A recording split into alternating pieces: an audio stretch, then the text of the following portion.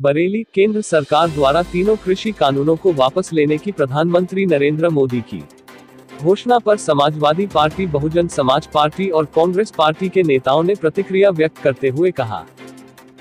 सक्सेना जी, आज जो हमारे प्रधानमंत्री ने जो घोषणा की है तीनों कृषि कानूनों को वापस लेने की और देशवासियों से और देश के अन्नदाताओं से माफी मांगी है, इस पर क्या कहना चाहेंगे आप? इस पर मैं ये कहना चाहूँगा, माननीय प्रधानमंत्री ने पहले भी निर्णय गलत लिया था और सरासर गलत था।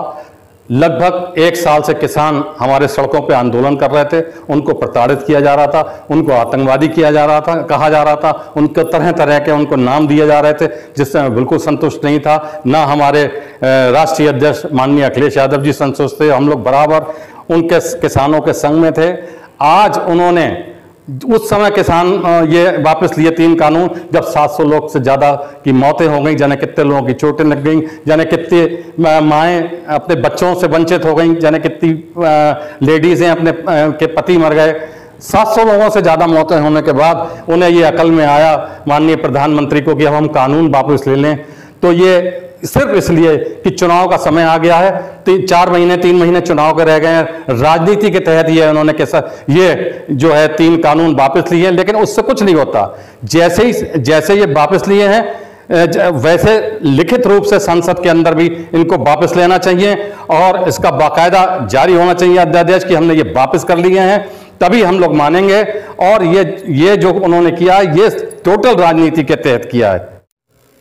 प्रधान जी, जिस तरीके से आज देश के प्रधानमंत्री नरेंद्र मोदी ने 3 कृषि कानून वापस लेने की घोषणा की है और इन तीनों कानूनों को लेकर के पिछले 11-12 महीने से देश का अन्नदाता आंदोलन कर रहा था, इस पर क्या कहना चाहेंगे? देखो, हमारे देश का किसान कितना मारा गया इस आंदोलन को लेके, और जो उन्होंने बिल पास किया था।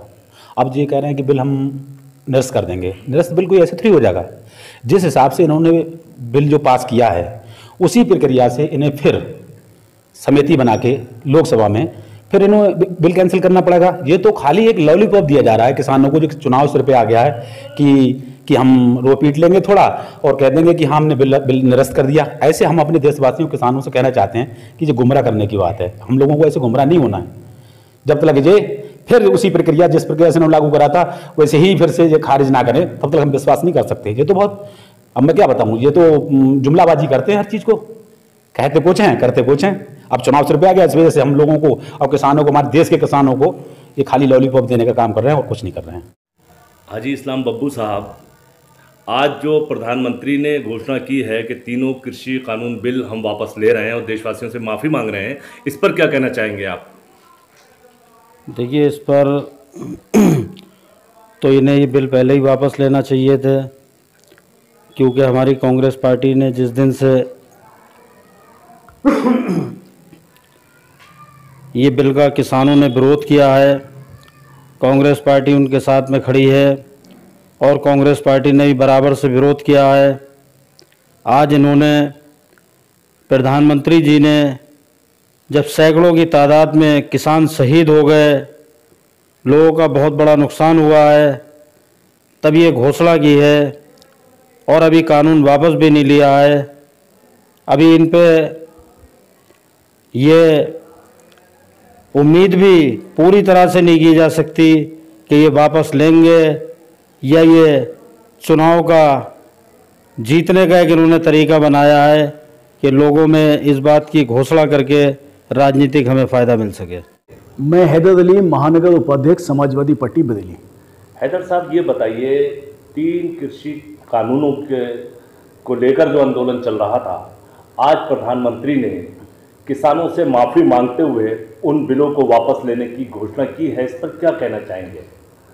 कहना क्या, इस पर तो इतना गुस्सा है कि मेरे शब्द कहीं बहक ना जाए, मुझे ऐसा लगता है। आप एक बात बताइए, अगर आपको माफ़ी मांगना थी, अगर आपको ये गंदगी साफ करना थी, तब आपने गंदगी फैलाई क्यों?